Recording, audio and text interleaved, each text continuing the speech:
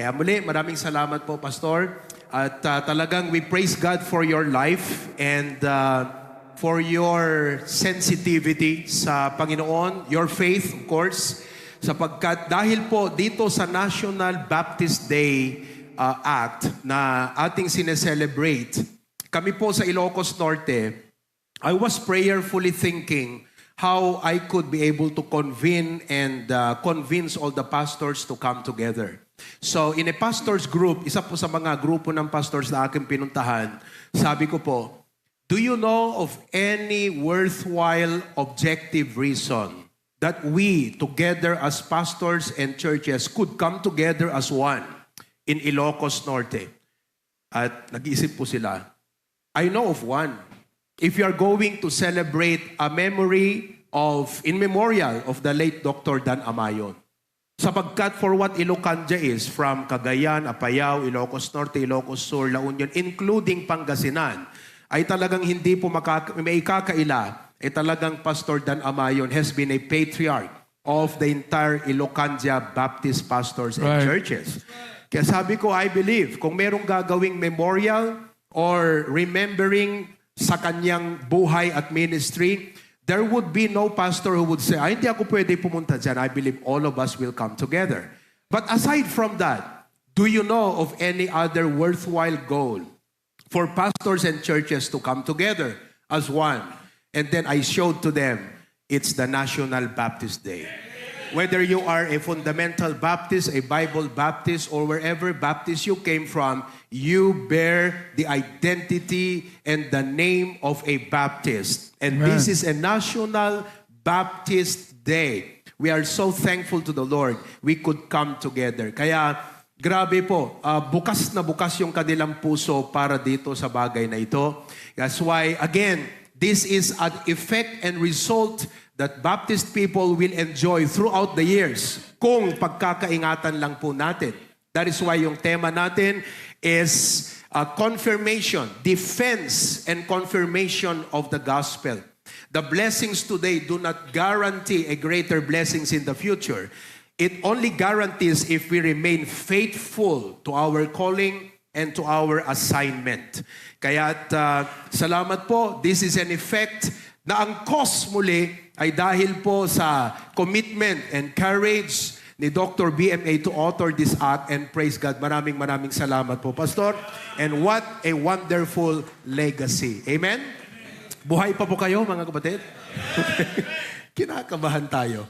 Alright? But anyway, well, I hope to speak the next 20 minutes more. Naubos po yung aking 10 minutes. Kanina pong umaga, Pastor BMA, actually po, napakaganda yung mga preachings. I was taking note. At pag ako po'y nagtitake note, iba po yung notes ko sa outline at iba yung notes ko doon sa while I'm listening, God would impress something in my heart from the message.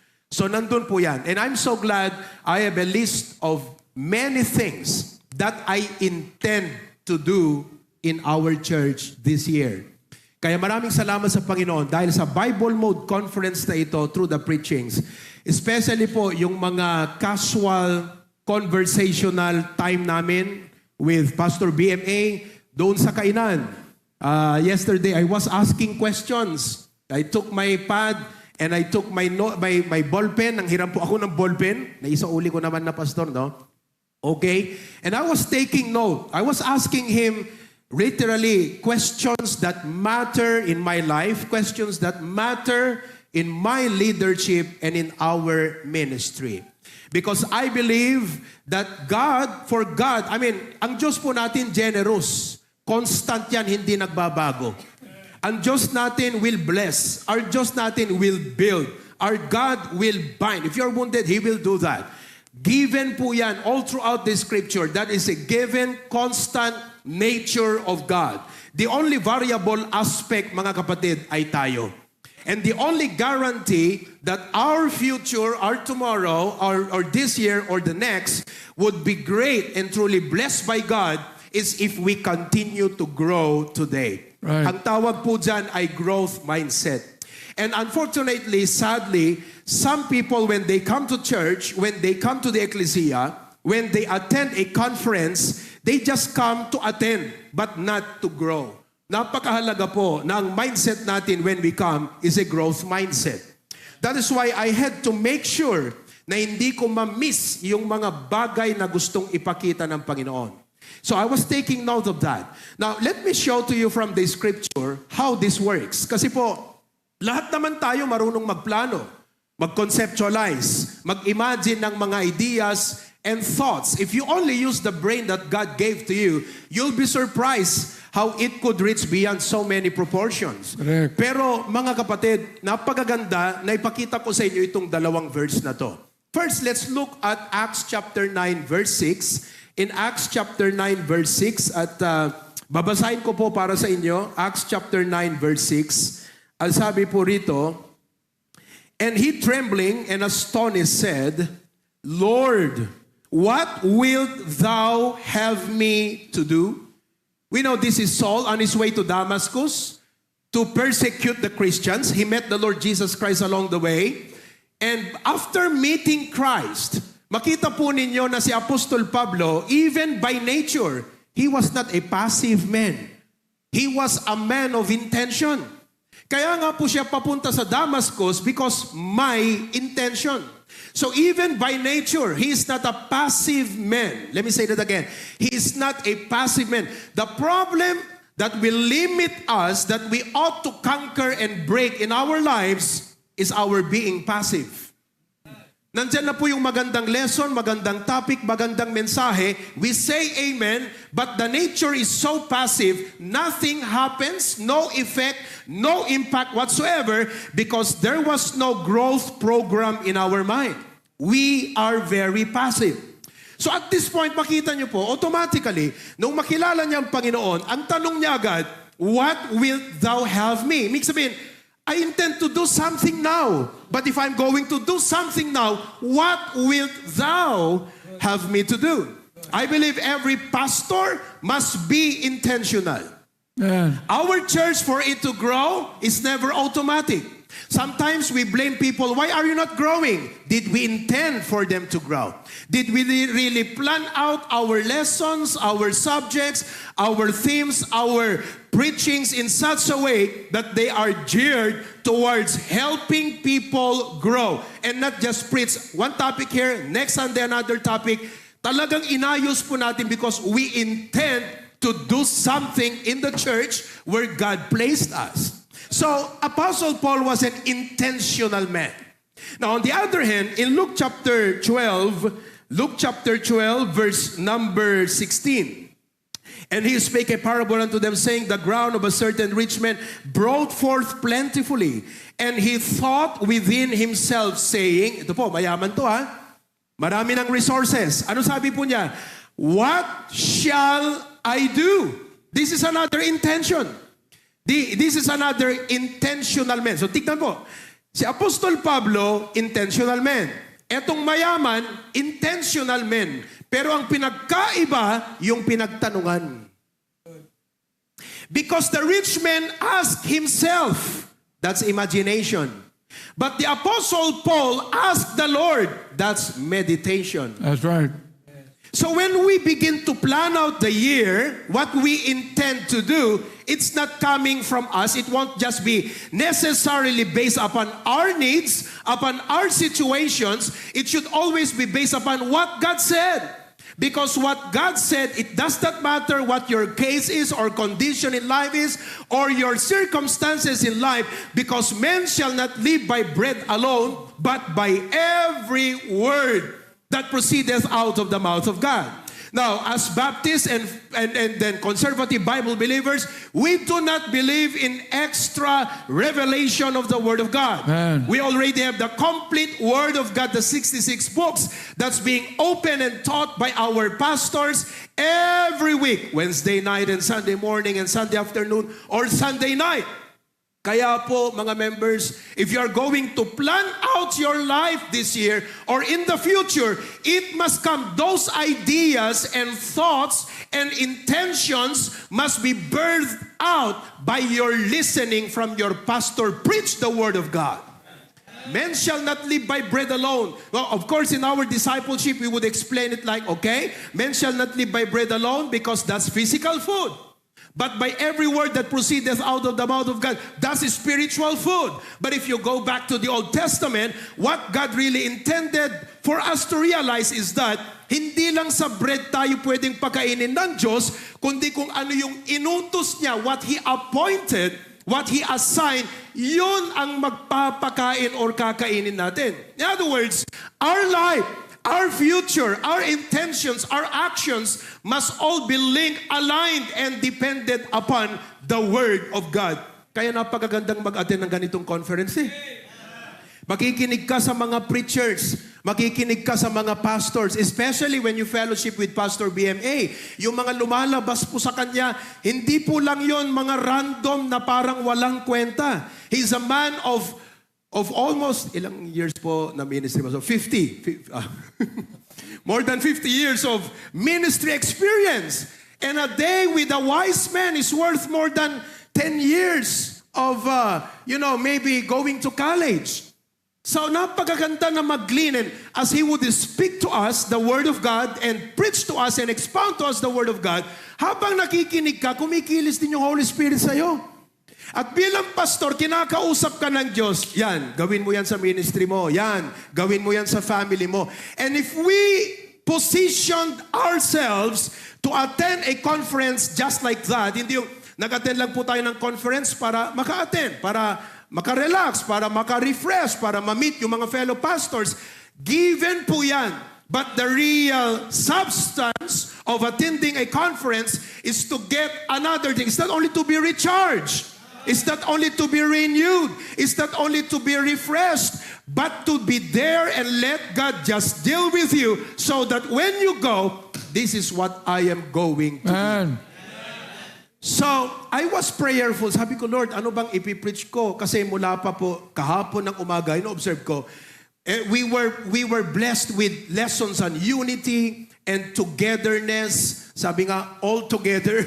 Sabi ni Pastor R.A. and many things about unity. And one of the lessons on unity that's really very impactful, lahat naman impactful, pero ang isang impactful na message was this morning. When Pastor BMA told us, what hinders unity? Alam niyo po yung title pa lang, grabe, it comes from a wise man. Because we pastors are not only builders, we are troubleshooters. We are not problem makers. We are problem solvers. Sometimes the question is not how to grow. Maybe the question is what's hindering us from growing. Kaya yung topic pa lang, what hinders unity, is a topic that's been thought about by a man with such wisdom and understanding. Kaya habang nakaupo po ako at nakikinig kanina, sabi ko nga, Pastor, from that preaching, nakabuo ako ng 2 preachings. 2 matitinding lessons that I'm excited to share with the pastors tomorrow night. By sabi ko nga, kay Preacher Noy, katabi ko, Preacher Noy, may lesson na ako bukas ng gabi sa National Baptist Day. Praise God for that. See, I mean, let's not be like that rich man. Na nakita natin ang sarili natin, nakita natin ang mga vloggers, biglang nainggit tayo, tsaka nagkaroon tayo ng goal na sana ganun din ako. Because that's thinking like the rich man. What shall I do? He intends to do something, but he was asking himself. Let's be like the Apostle Paul who said, Lord, what wilt thou have me to do? Kaya last year, sa dami po ng mga lessons na tinake note nyo po sa inyong notebook from MBBE, I believe Pastor BMA preached a wonderful messages last year. Kunin nyo po lahat yan, i-review, sabi nyo, Panginoon, from this, you must have a message for us na gagawin namin this year. You see that? So, this conference has taught us the what.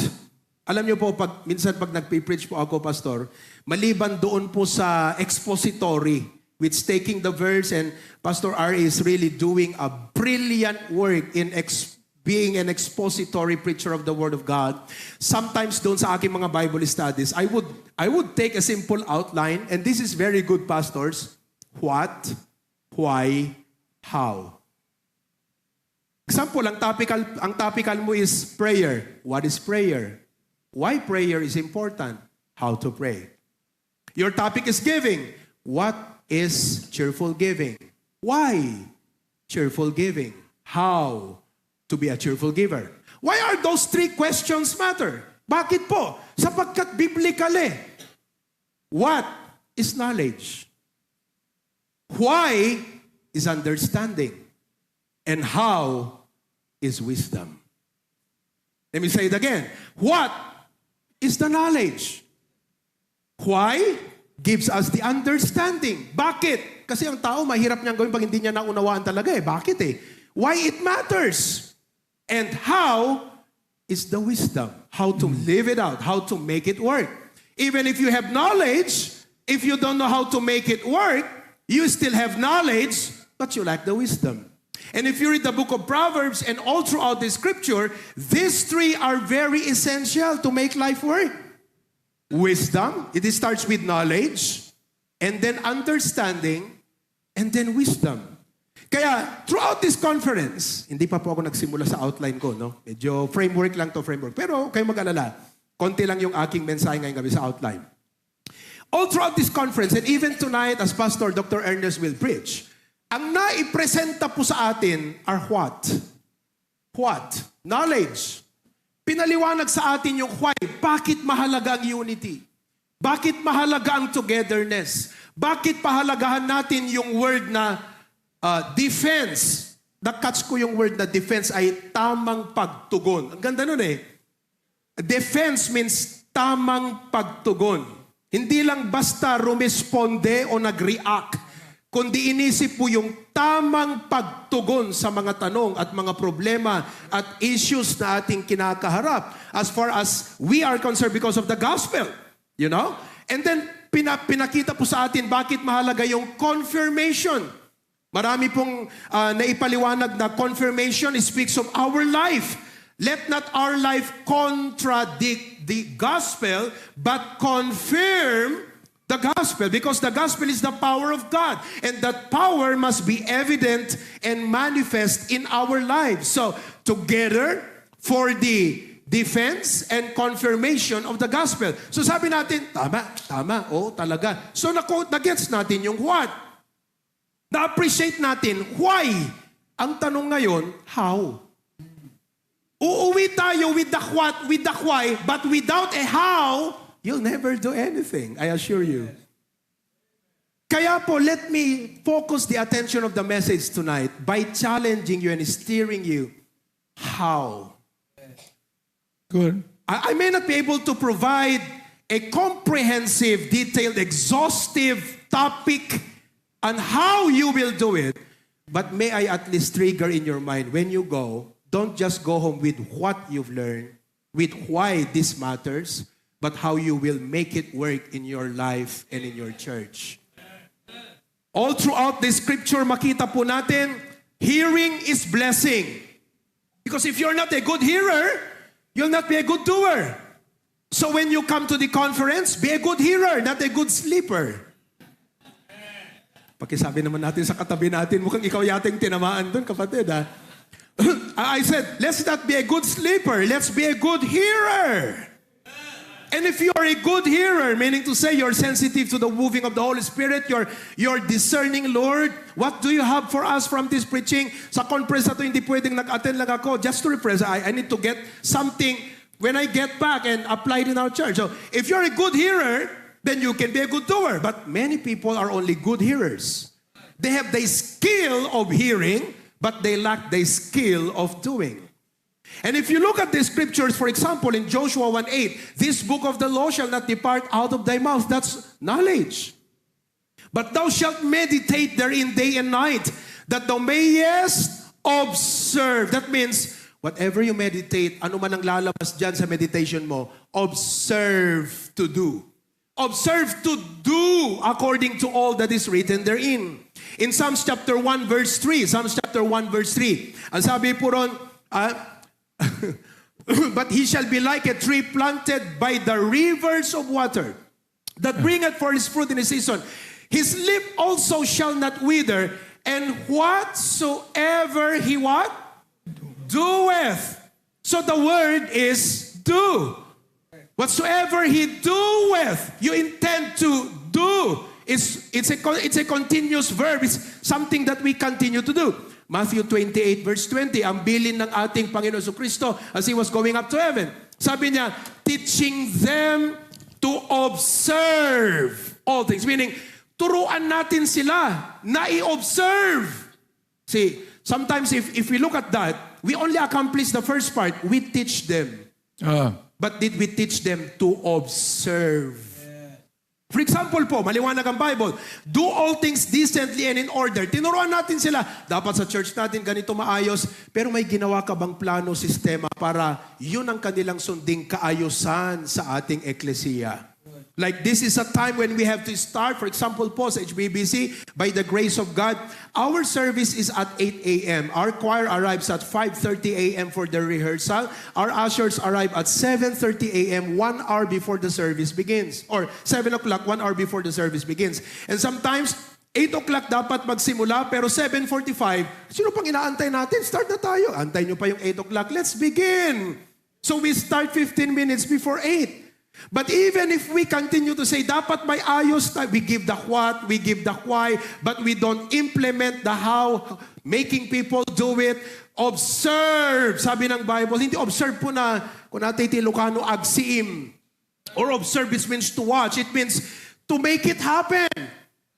That thou mayest observe. Sabi ng Bible, teaching them to observe all things. In Acts chapter 1 verse 1, sabi ng Bible, of all that Jesus began both to do and teach. So makikita po ninyo na let's not just develop the skill of getting knowledge and comprehending its worth and why it matters. It's the why. Let us ask God to help us grow in wisdom. Alam niyo po, even our Lord Jesus Christ, for example, mga kapatid, dito po sa Luke chapter 2 verse 52. Luke chapter 2 verse 52. And Jesus increased in knowledge. Is that what the Bible says? No, He knows everything. Sabi niya, and Jesus increased in what? Wisdom answers how to do it. Ito yung knowledge. Paano ko gagawin to? That's wisdom. So you consider a man wise, not because of what he knows, but because he knew how to do it. If you read the parable in the scripture, the wise builder, the foolish builder, it's not about hearing the word of God. It's about obeying the word of God. Ang sabi ng Panginoon, yung makikinig sa akin at gagawin niya. Ayahan tulad ko siya to a wise man that built his house upon the rock. And so, makikita niyo po na napakahalaga itong wisdom bagay na ito. Now, you might be asking, so, ano yung idea na dapat isipin namin pag kami ay magdi-develop ng skill of doing and skill of application, or for us to develop wisdom sa aming buhay when it comes to listening and hearing the Word of God? This sounds very simple, very practical, but it makes a big difference in our lives. Ito po ang dapat po nating gawin. Magkaroon tayo lagi, hindi lang ng growth mindset, magkaroon po tayo ng growth plan. Amen. Many of us, we want to grow. But how do you plan to grow? Yung grow part, given na yon. Ito yung gusto ng Diyos ngayon, i-increase ko yung giving ko. Ito yung gusto ng Panginoon. But even if you intend to increase your giving, you'll sit down and evaluate your finances and plan it out. Alam niyo po, lahat po ng makita niyo rito, bakit maayos? Bakit organisado? Because there's a man who knows how to plan. The pastor of this wonderful ecclesia is a planner. Minsan nga, we were in the Middle East. Naalala niyo po, Pastor, no? I think that was November 2018, Preacher Noy. Sabi niya sa akin, bro, balik ka. Pinakita niya sa akin yung, tignan mo to. Ito ang plano namin next year. This our annual theme. This will be our emphasis for this month, this month, this month. Kaya makita niyo po, ayan, planado, hindi po siya tsamba. Hindi po lumago ang church na to sa tsamba. Hindi po siya lumaki dahil swerte. Given po ng Diyos talagang pagpapalain. Pero there was a man with a growth mindset and with a growth plan. And all of this He did in response to the greatness of God. Alam niya po kung gaano kadakilang ating Diyos. Alam niya kung gaano ka-gracious ang ating Diyos. And He responded in faith. So, He would plan and do it in response to God. Kaya, kailangan po natin ng growth mindset. Amen? Pakita mo ngayon katabi mo, buhay ka pa. Amen? Okay? Now, shortly, let me share with you 3, okay? Sisimula po tayo. Number 1, be intentional in your personal growth. As pastors, as leaders of our families, as leaders of ministries, or group of people, or even in discipleship, if we want people to grow, it depends on our growth. Sometimes, bilang pastor, sino bang pastor na ayaw niyang lumago ang kanyang mga tao? Mag-increase, mag-abound yung mga members. It's a joy for every pastor to see members grow and abound and respond to what the Bible says. Napakagandang makita ang isang church that's very responsive, receptive, and obedient to the Word of God. But do you realize sometimes we are wondering, why is my church not growing? It's probably because we are not growing. We have adopted a routine, and routine is very important because that's discipline. But if we want extraordinary growth, narinig ko to kay Tatay Pastor Joey Sauco one time. Sabi niya, I think it was Pastor Joey Sauco who said, if you want to expect something you have never had before, you must be willing to do something you have never done before. And I think many of us just accepted the natural rhythm and routine of life. I call that passive. And we never intended to do greater things for the Lord. Sabi nga ng Bible, greater things than this shall He do. So we just adopted the routine, the rhythm of life. We wake up in the morning and eto na yung routine natin, ganyan-ganyan. We've got to have an intentional personal growth. Kaya minsan, wag nating sisihin kung bakit hindi lumalago yung mga members. Ako po nag-alaga din ng manok. Pag ikaw ay nag-aalaga ng manok at saka baboy, at hindi lumaki yung manok at baboy, kasalanan ba ng manok? Baka hindi marunong yung mag-alaga. Hindi man lang nag-attend ng seminar. Hindi man lang nag-YouTube University. Hindi man lang nag-research. Hindi man lang pinag-aralan. Namatay na lang, 100, namatay yung 50. Sisisihin niya, kayo kasi, buhay kayo bakit namatay itong mga kapatid niyong manok? Di po ba? I mean, there's a point when members are so stubborn and so rebellious, but even if they are like that, there's a way to help them get transformed. If we only think and pray, Lord, how to make things work. So, baka yung nag-aalaga, hindi marunong. Ibig sabihin, hindi siya nag-research, hindi lumago. That's why conference like this is a time to grow.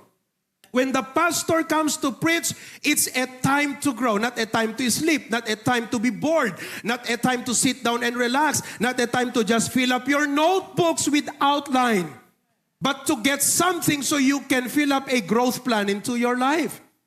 Kaya, let us be intentional in our personal growth. For example, so okay na yun, no? Intentional personal growth.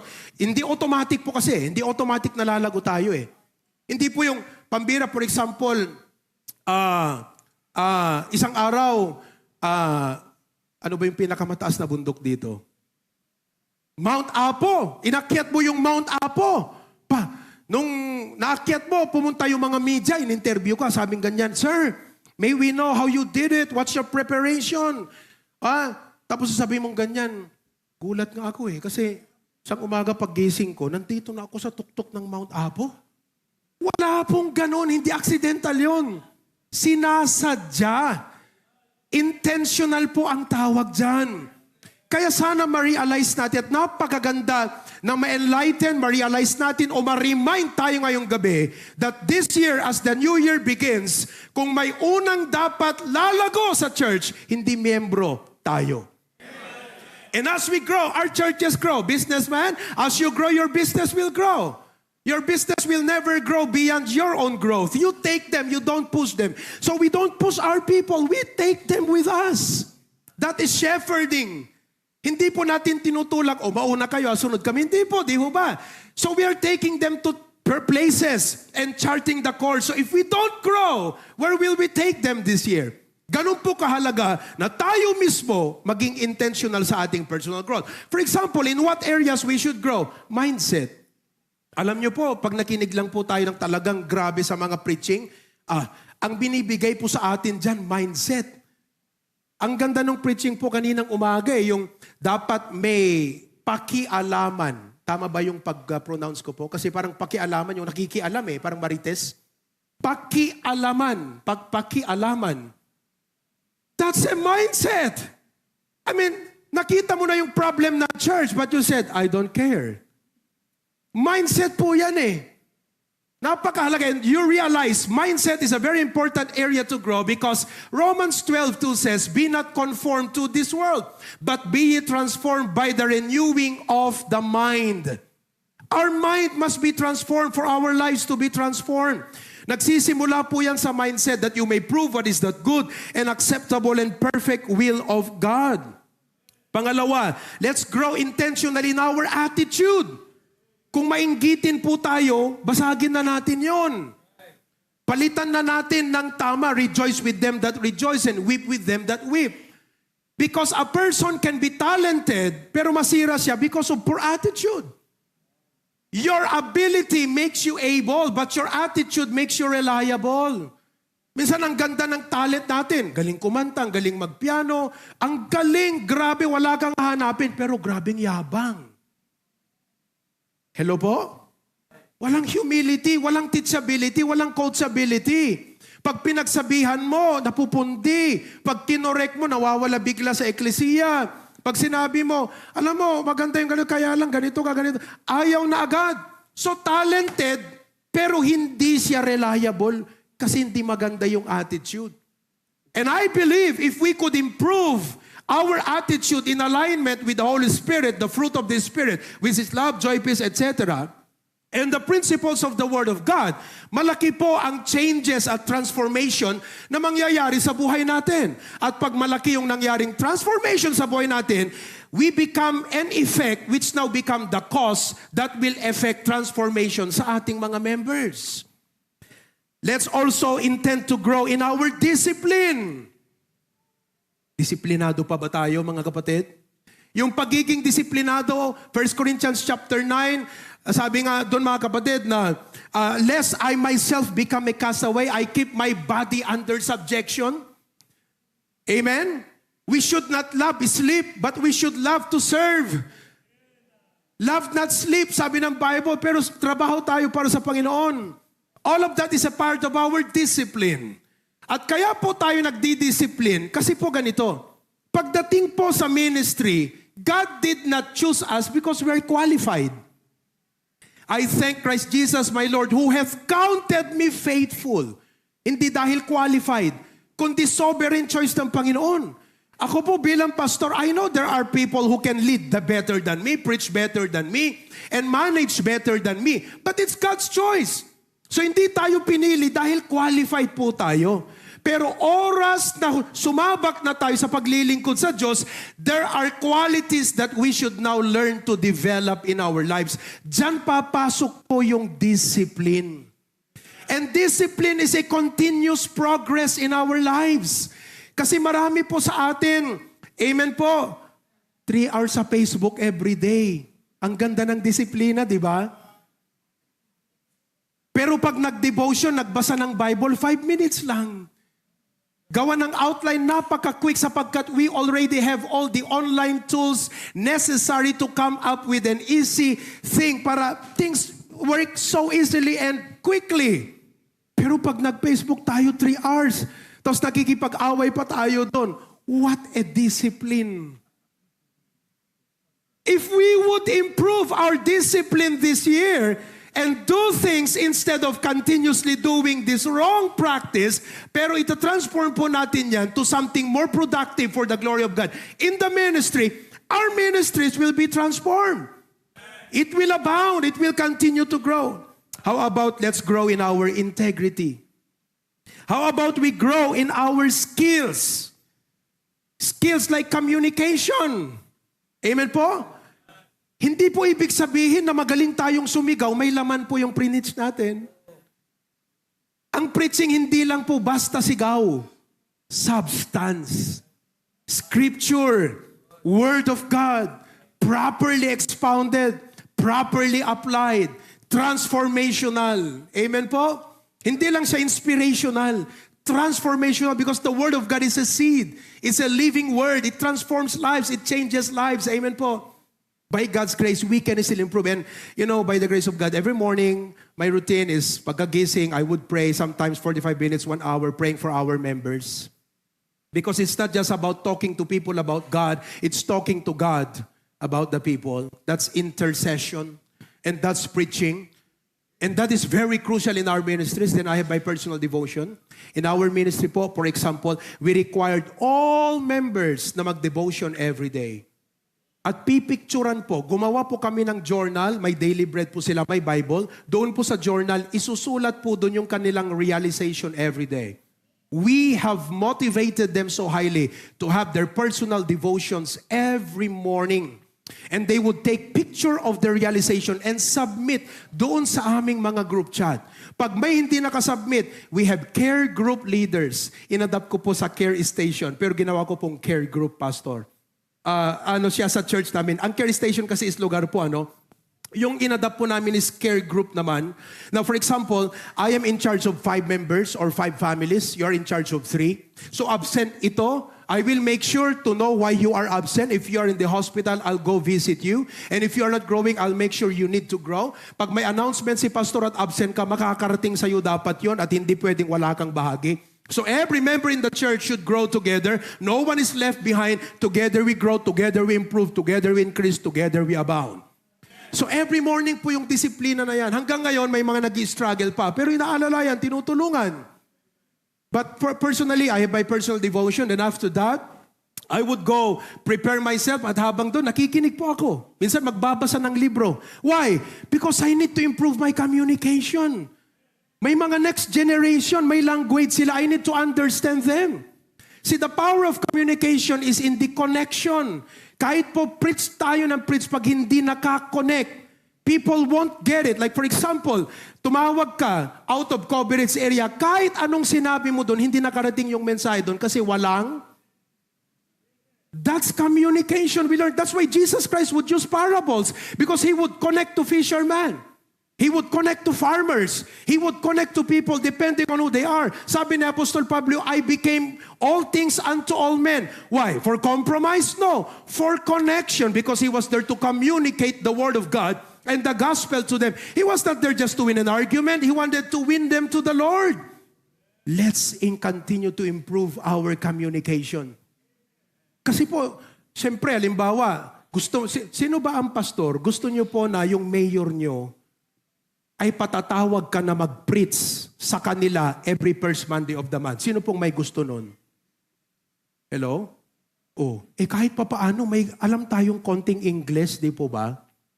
Kahit sa una lang, sa bandang uliwag na. At pag medyo alanganin at wrong grammar, mas maganda na lang huwag. Because yung mali ang mapapansin nila and it becomes a stumbling block for them. Not to put us down, mga kapatid. Kaya sinasabi ko nga doon sa mga preachers namin, mga Bible study leaders, kung hindi masyadong bihasa ang inyong pagpapaliwanag o pag-e-expound, mas magandang isulat nyo na lang lahat ng sasabihin nyo at basahin nyo in a very emphatic way.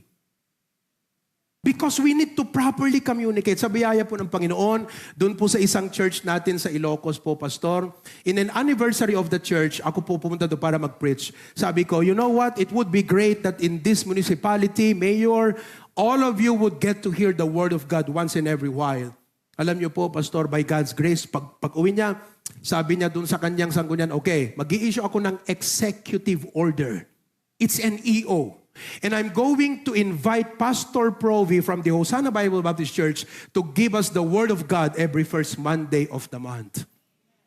Nung sinimulan ko pong gawin, there are a group of evangelical pastors who also tried to approach him and said, Mayor, binigyan mo yung Hosanna Bible Baptist Church ng permit para gawin. So first Monday siya, pwede bang second Monday kami?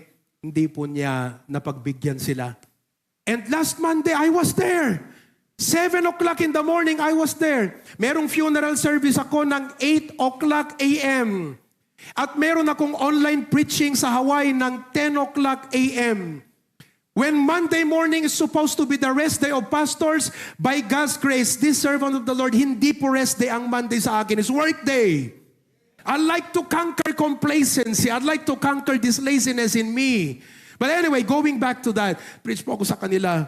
Aba, sabi ko, maganda po ito, pastors, pag kayo nag-preach, sabi ko, okay, I'm going to speak to you today. Sabi ko, Happy New Year, all right? I'm going to speak to you today on how to be a good public servant.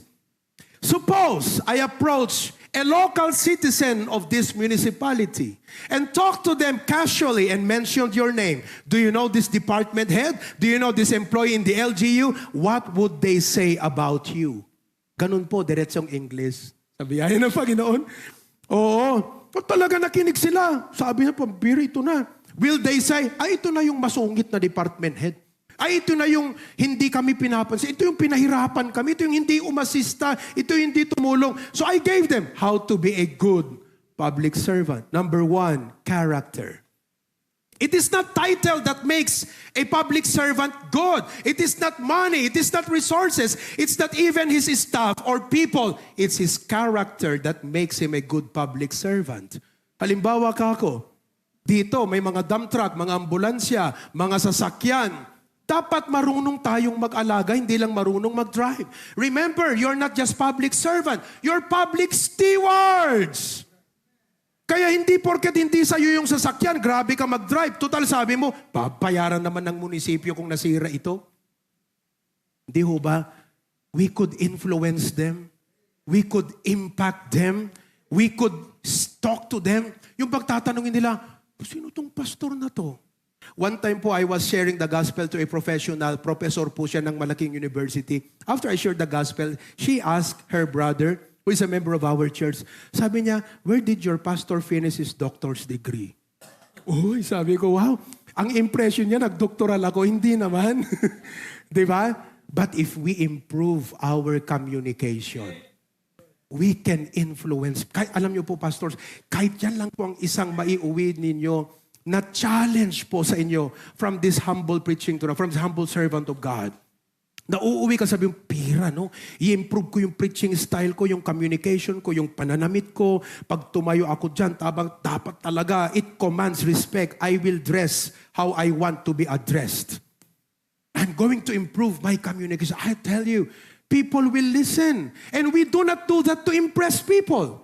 We do that because we want to influence people. So, we can grow in our communication. How about improving our management skills? Hindi po basta bara-bara system. Huwag mong sabing system pag bara-bara kasi pag system, may kaayusan. God is a God of order and He expects the church to be orderly. Decently, sabi nga po ng Bible. God is a God of order. How do you describe disorder? Pag sinabi mong disorder, wala sa tamang lugar.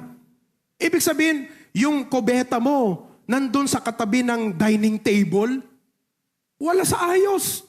Wala sa tamang lugar. Sabi nga ng Bible, that thou mayest set the things in order. Sabi ni Paul kay Titus, di po ba? Because there was chaos, there was problem. So it's not just Sunday we preach.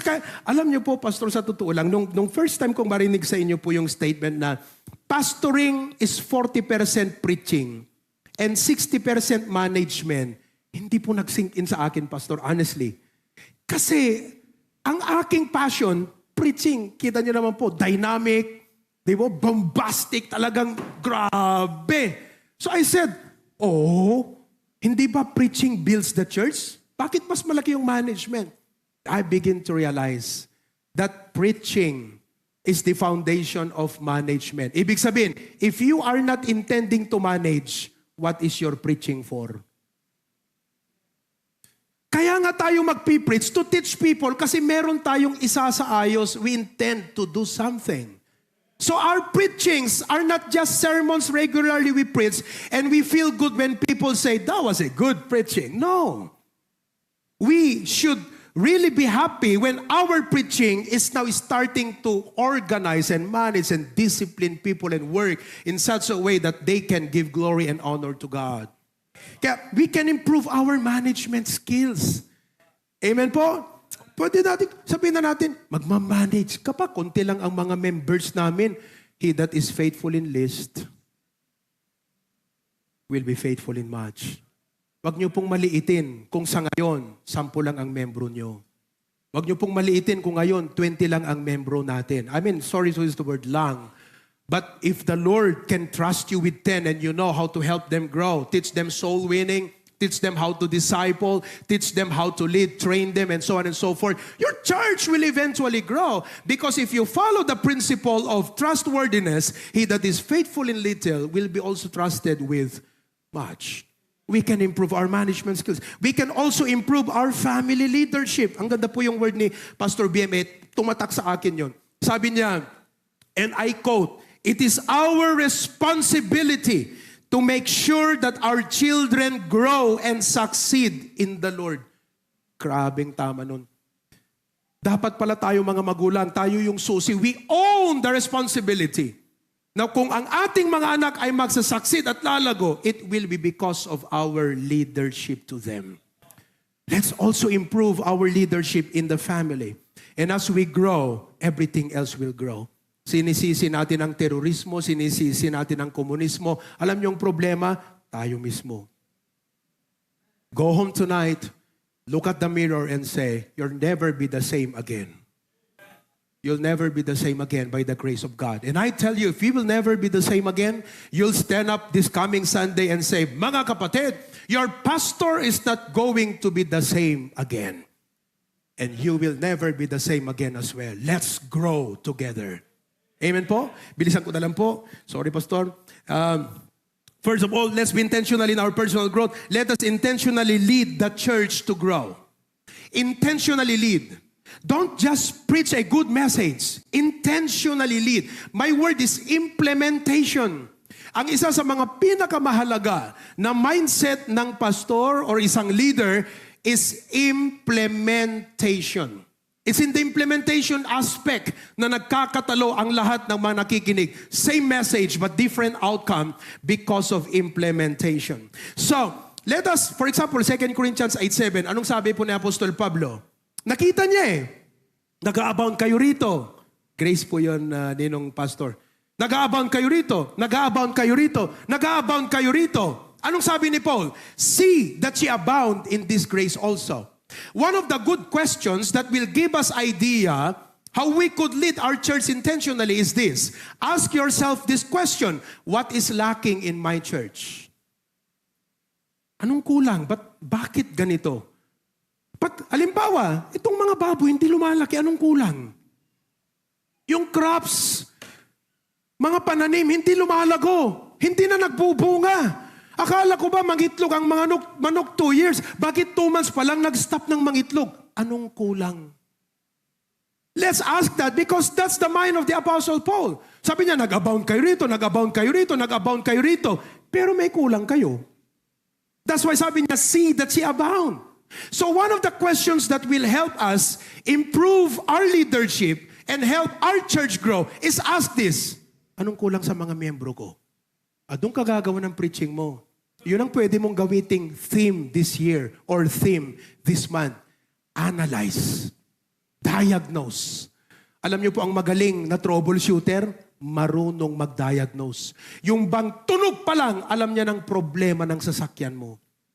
We pastors should go home and as we stand before God and pray and say, God, help me diagnose, analyze what's lacking in my church. Kung nakita natin lacking is emphasis on cheerful giving, sige, manalangin tayo, mag-prepare tayo ng puro cheerful giving messages and hindi lang basta bombahin sila, kundi tulungan silang lumago sa kanilang cheerful giving.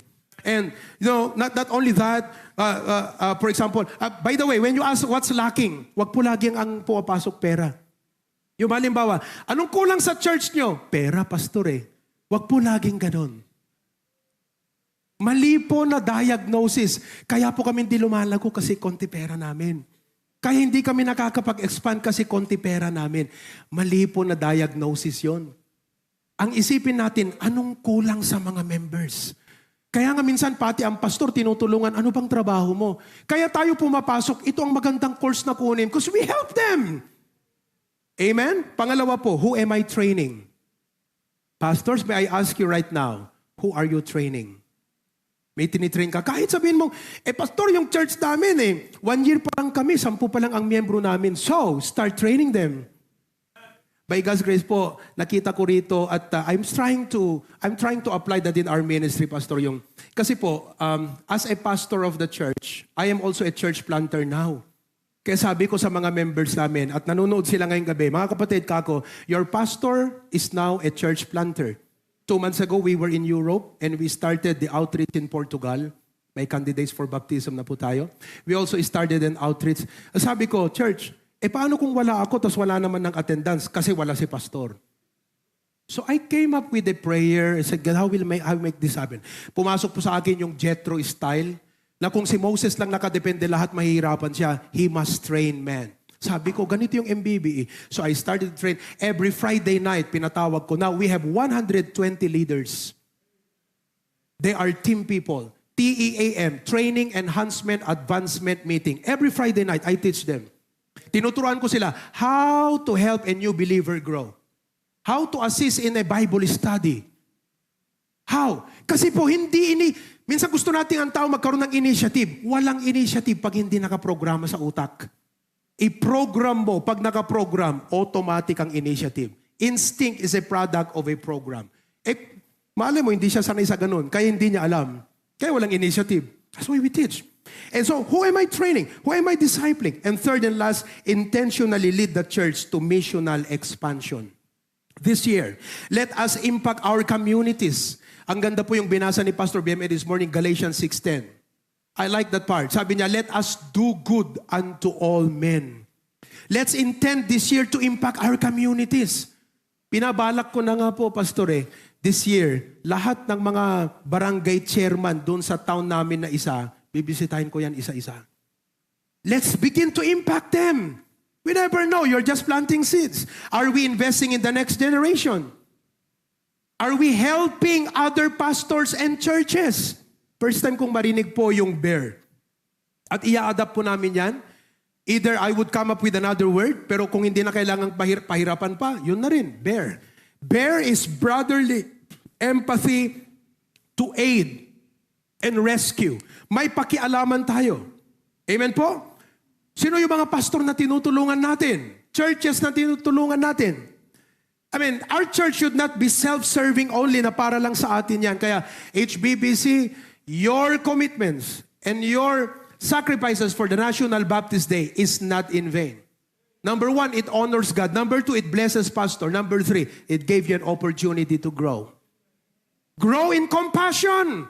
You grow in compassion as you engage with people. Punta ka sa ospital, mahantig ang puso mo. Punta ka sa jail, mahantig. Even to this day, mga kapatid, ano ba yun? We still have our jail ministry. Punta ka sa campus, mahantig ang puso mo. Punta ka sa marketplace with a godly mindset. You'll see what people need. Let's grow. Listen to me. The potential expansion, the potential growth of our ministries are not determined by our buildings. The potential growth of our ministries are determined by the size of our burden, not the size of our buildings. Kung malaki po ang puso natin, my heart's desire, there's always opportunity everywhere. There's no stopping. Kahit puno na tayo, malayo na, pero malayo pa. Si Pastor Mario Ugto, senior citizen na lang po, hindi po matanda. But still traveling from Isabela to Pangasinan. Pag nakikita ko, sabi ko, man. Tapos everyday may programa siya sa Facebook, still kicking. Si Pastor, sabi niya, magsisimula kami ng malaking gawain doon sa Zambales po. Pastor, no? Castillejos. I'm going to concentrate on that. It should be one of our biggest ministries in the MBB. Sabi ko, pambihira, no? He should be resting now. He should be relaxing and he should be retiring. But he is still doing a work for God. What a challenge. Amen po ba? But you see, are we helping? Let's intentionally lead. Let's reach out. Amen po? I pray, sabi ko nga doon sa Ilocos Norte, sa mga pastors po natin, at maganda pong idea, sabi ko, we come together. 40 churches, halimbawa. Bawat isa magbigay lang ng tig 100. 40. That's 4,000. Support ng isang local mission yan. Wala ko pakialam kung yan ay galing sa amin, galing sa inyo, lingkod ng Panginoon, nagsisimula ng gawain. Tulungan natin. Kami sa HBBC, hindi lang 10, that's 1,000. We could probably commit 5,000. And we could help a lot of local pastors. It might be small, but it's telling them a statement, a message. You're not alone. Our prayer is good, but you need the cash. So sige, tulungan ka namin. Kaya kahit naghihirap yung local pastor na yan, na nagsisimula ng gawain, naiisip niya, may mga kasama ako dito. Compassion. These things do not automatically grow. We must intentionally grow. Sobrang nag-exceed na po ako sa oras. Maraming salamat po, Pastor. At to God be the glory.